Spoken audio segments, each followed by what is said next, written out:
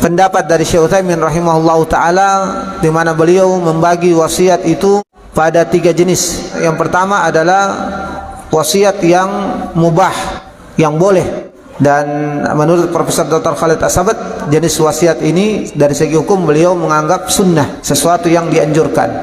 Dan ini juga menjadi hukum asal dari wasiat, bahwa asal wasiat itu hukumnya adalah sunnah, yaitu wasiat yang diberikan kepada orang yang akan meninggal dunia untuk dibagikan hartanya kepada orang lain atau yayasan dan lain sebagainya. Jadi ini hukumnya sunnah. Tetapi ada syarat. Apa itu? Bahwa tidak boleh lebih dari 1/3 dari harta yang dimiliki. Apa hikmahnya? Agar supaya tidak ada ahli waris, baik anak-anak dan istrinya akan mendapatkan bagian dari hartanya, dan dia tidak meninggalkan anak dan istrinya serta orang-orang yang menjadi ahli warisnya dalam keadaan ketidakmampuan atau kekurangan.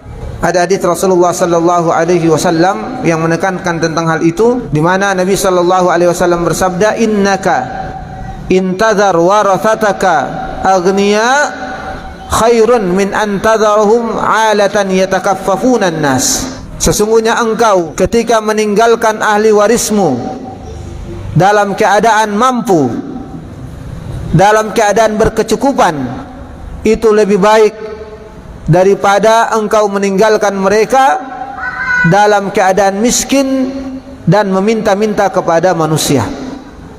Maka seyogianya orang yang berwasiat agar harta yang diberikan kepada orang lain sebagai bentuk wasiat tidak boleh lebih dari 1/3.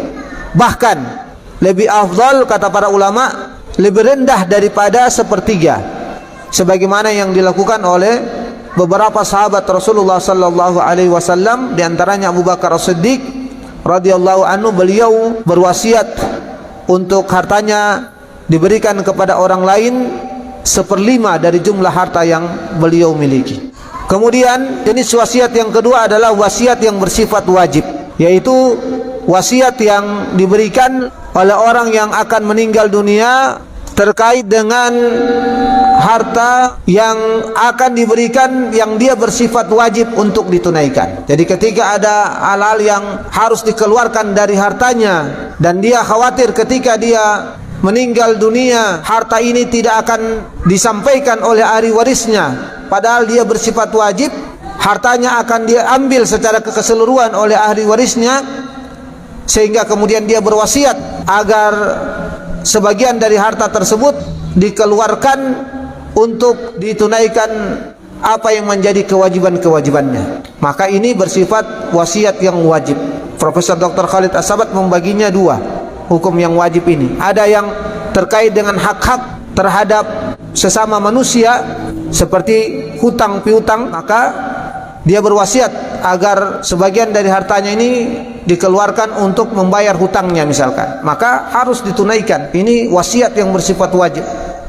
Atau juga kadang terkait dengan hak-hak yang terkait dengan Allah Subhanahu wa taala, seperti nazar atau kafarat.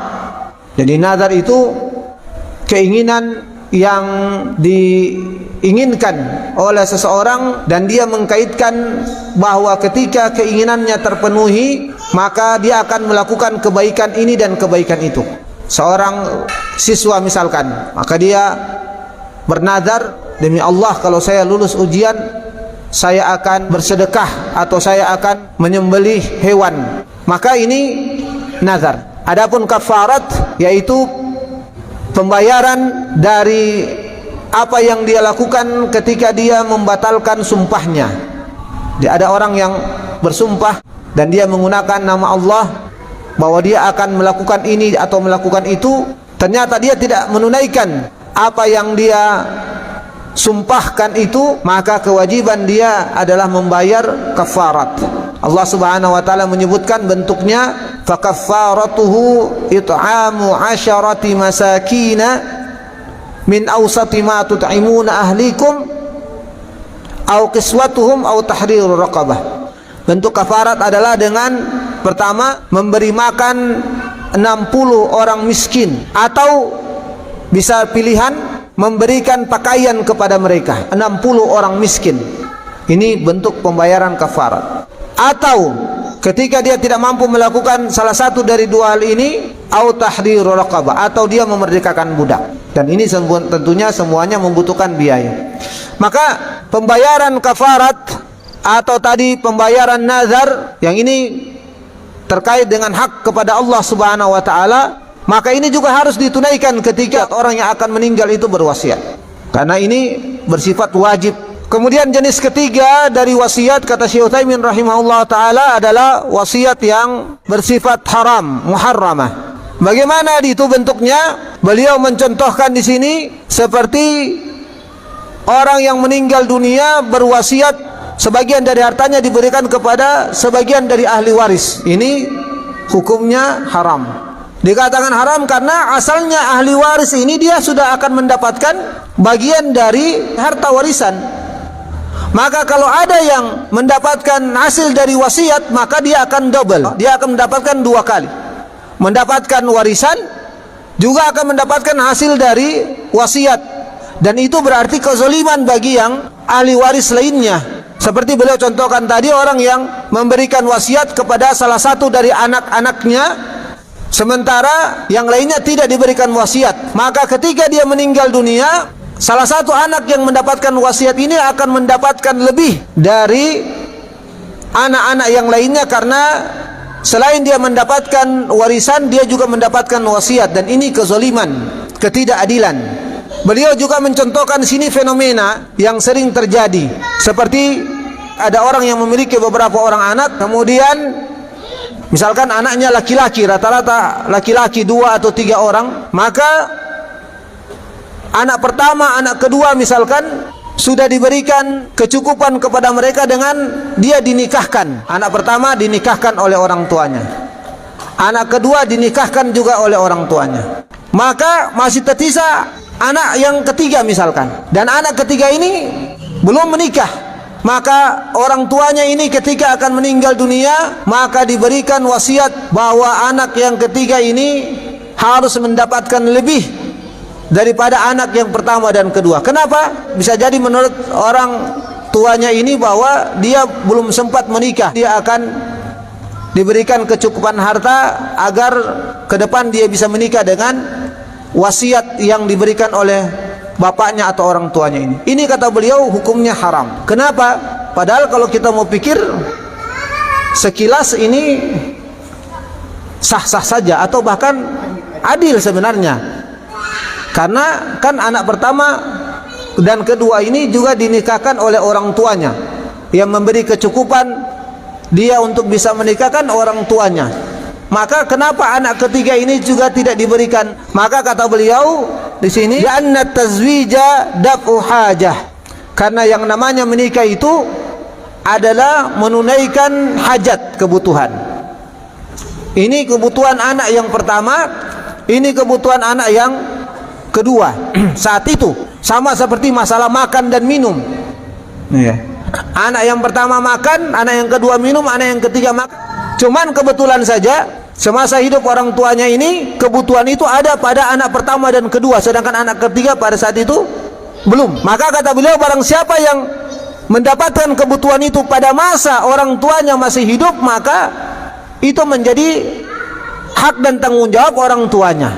Maka ketika orang tuanya meninggal dunia, tidak menjadi hak dan tanggung jawab lagi bagi orang tuanya untuk menunaikan kewajiban ini kepada anak-anak yang lainnya. Jadi maka dia akan mendapatkan harta yang menjadi hasil warisannya dan tidak perlu ditambahkan dengan wasiat. Sebagaimana yang mungkin dilakukan oleh sebagian orang. Maka kata beliau, ini hal seperti ini sering terjadi. Ustaz, bagaimana kalau fenomena ini terjadi?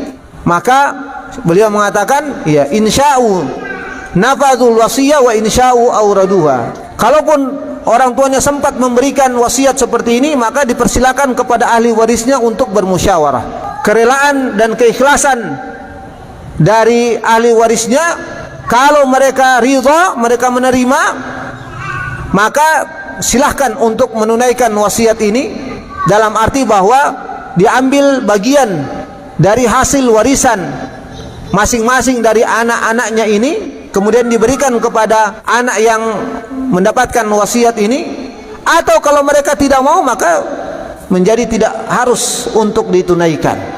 Bahkan tadi beliau mengatakan hukumnya haram asalnya.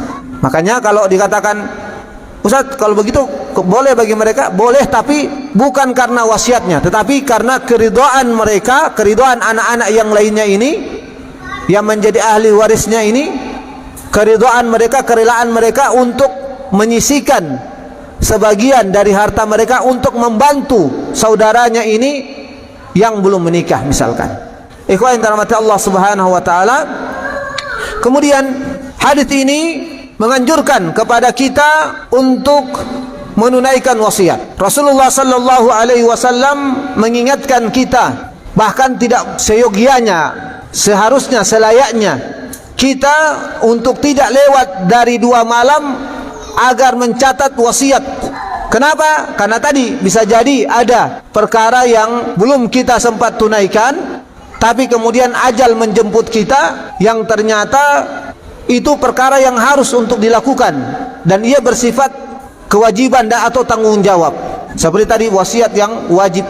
Kemudian kita diperintahkan untuk menulis wasiat tersebut agar jangan sampai ketika kita meninggal kemudian ahli waris kita melalaikan hal itu.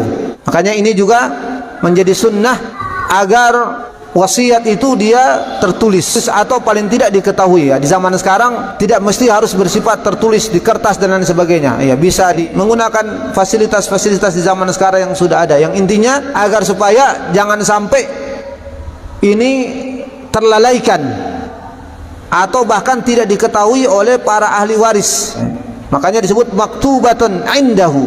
Syekh Utsaimin mengatakan tertulis di sisinya. Artinya ini memang harus terjaga. Ikhwan yang dirahmati Allah Subhanahu wa taala, ini juga menunjukkan bagaimana agama kita ini agama yang amanah, agama yang senantiasa melakukan sesuatu dengan secara detail. Kemudian di dalam hadis yang diriwayatkan oleh Imam Bukhari tidak boleh lebih dari 2 malam. Sementara dalam riwayat Imam Muslim tadi tidak boleh lebih dari 3 malam. Ini kata beliau waktu saja yang bersifat perbedaan yang tidak menjadi masalah. Jadi silahkan yang lewat 2 malam atau bisa lebih dari itu, bisa 3 malam.